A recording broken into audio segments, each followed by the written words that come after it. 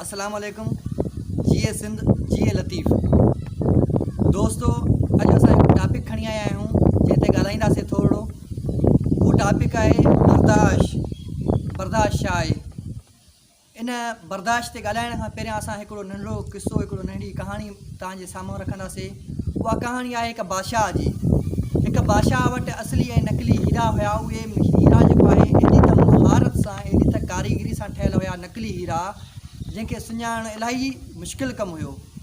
बादशाह ऐलान करायो पंहिंजे कबीले में, पंहिंजे क़ौम में, त जेको हिननि असलनि ऐं नकलियुनि हीरनि खे अलॻि कंदो उन्हनि खे इनाम ॾिनो वेंदो। जेको उहे घुरंदा इनाम, उनखे इनाम ॾिनो वेंदो।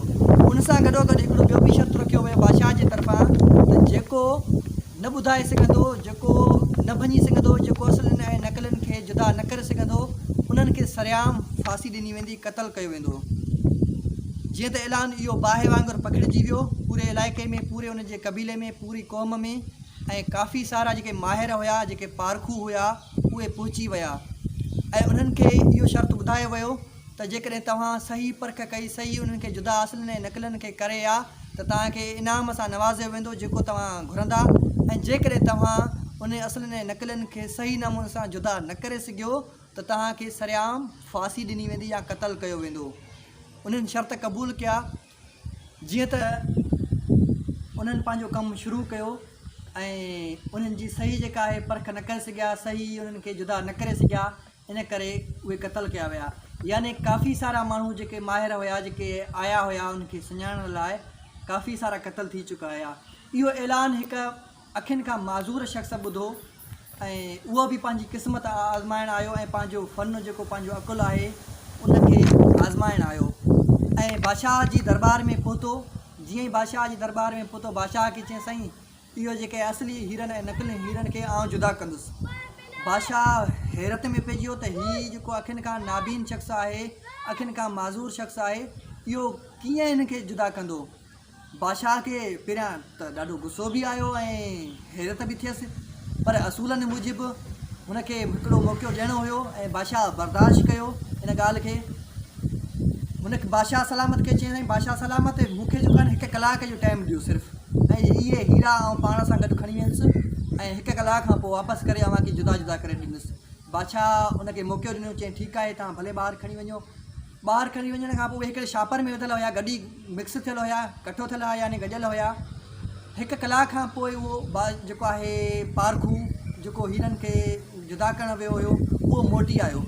मोटी करे बादशाह सलामत जी अची दरबार में पेश कयईं। चई बादशाह सलामत खे, चई बादशाह सलामत, हीअ जेका आहे न असली हीरा आहिनि ऐं हीअ नकली हीरा आहिनि, तव्हां चेक कयो। हाणे बादशाह सलामत उन टाइम ई जेको आहे पंहिंजनि वज़ीरनि खे में ऐलान कयो त बाबा ॾिसो त वाक़ई हिन जेका आहे सही जुदा कया आहिनि, असलनि ऐं नकलनि खे सही जुदा कयो आहे।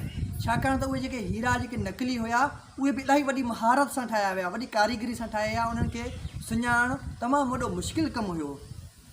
जीअं ई उन जा वज़ीर पहुता ऐं ॾिठो, चेक कयूं त न वाक़ई ॿेली हीउ जेको आहे माज़ूर शख़्स सही आहे ऐं सही जुदा करे आयो आहे, काई बि हिन में कमी कोताही न आहे, हिकु बि ग़लति सुञाणप में न आहे, सभई हिन सही सुञाणे करे जुदा जुदा करे कया आहिनि। बादशाह खे अञा वधीक हैरत थी, यकीननि पहिरें दफ़े खां बि वधीक हैरत थी। बादशाह सुवालु कयुसि त मूंखे इहो ॿुधारे त इहे तूं जेके सुञाता कीअं, इन्हनि खे तूं अलॻि अलॻि कीअं कयो। छाकाणि तोखे मां पंहिंजो जेको इनाम आहे, जेको तुंहिंजे मुंहुं घुरियो इनाम हूंदो, उहो त तोखे मां ॾींदुसि, पर मां ॼाणणु चाहियां थो त इहो तूं जेके हिन असलनि ऐं नकलनि खे जुदा कीअं कयो आहे। बादशाह खे चई, बादशाह सलामत, इहा त का वॾी ॻाल्हि आहे ई कोन, इहो त को वॾो मसइलो ई कोन्हे, पुछांसि कीअं भला ॿुधार।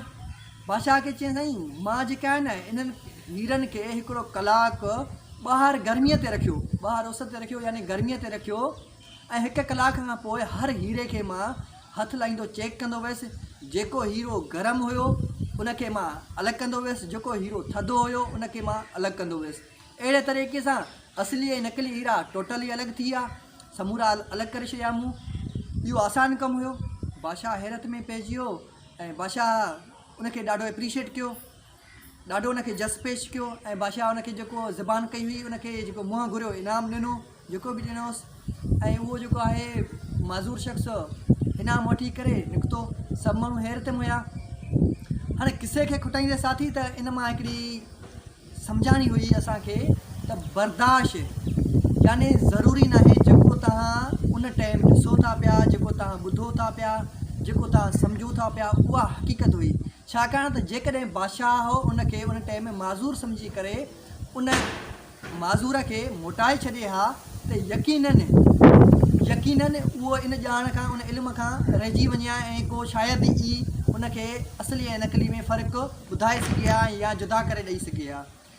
इन करे बादशाह बर्दाश्त कयो। बादशाह हिकिड़ो हुनखे मौक़ो ॾिनो ऐं उन खां पोइ उनखे हिकिड़ो नतीजो, जेको सुठो नतीजो, जेको घुर्बल नतीजो, उहो उनखे मिलियो।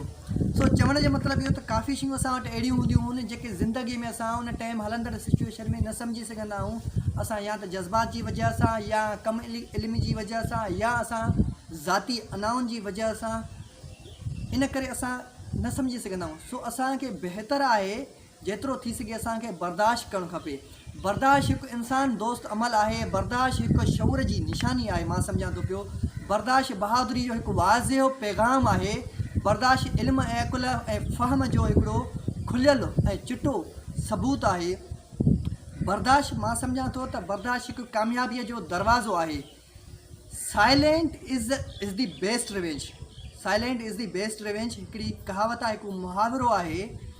इन मां ज़ाहिर आहे त माना बर्दाश्त हिकिड़ो बहितरीनु बदिलो आहे। पर हाणे असां हिते ॻाल्हि बदिले जी कोन कयूं था पिया, सिर्फ़ु ऐं सिर्फ़ु बदिले सां गॾोगॾु असां शयुनि खे जेकॾहिं बर्दाश्त कयूं था पिया, ॻाल्हियुनि खे बर्दाश्त कयूं था, रवैयनि खे बर्दाश्त कयूं था, लहजनि खे बर्दाश्त कयूं था, कंहिंजे अमलनि खे बर्दाश्त कयूं था, त सिर्फ़ु इहो बदिलो न, पर बदिले सां गॾोगॾु असां शयुनि जी सही ऐं हक़ीक़ी माना में उनजो मतिलबु सम्झी सघूं था त आख़िर इन ॻाल्हि जो मतिलबु छा हो। ईअं न थिए जे असां बर्दाश्त न कयूं, जल्दबाज़ थियूं ऐं जल्दबाज़ी में असां काफ़ी सारा फ़ैसिला जेके आहिनि ग़लति कंदा आहियूं। बर्दाश्त असांजी जेको आहे कामयाबी जो ज़ामिन आहे, यकीनन बर्दाश्त। सो असांखे घुरिजे त बर्दाश्त कयूं। बर्दाश्त करण सां जेको आहे न असांजा काफ़ी घर, काफ़ी रिश्ता ऐं काफ़ी मुहबतूं असां जूं बरक़रार रही सघनि थियूं जेकॾहिं असां बर्दाश्त कंदासीं। जेकॾहिं असां जज़्बाती थींदासीं त पोइ इलाही खोड़ सातरा, इलाही खोड़ सारा नुक़सान थींदा। तंहिं करे असांखे घुरिजे त असां शयुनि खे बर्दाश्त कयूं ऐं सब्र कयूं।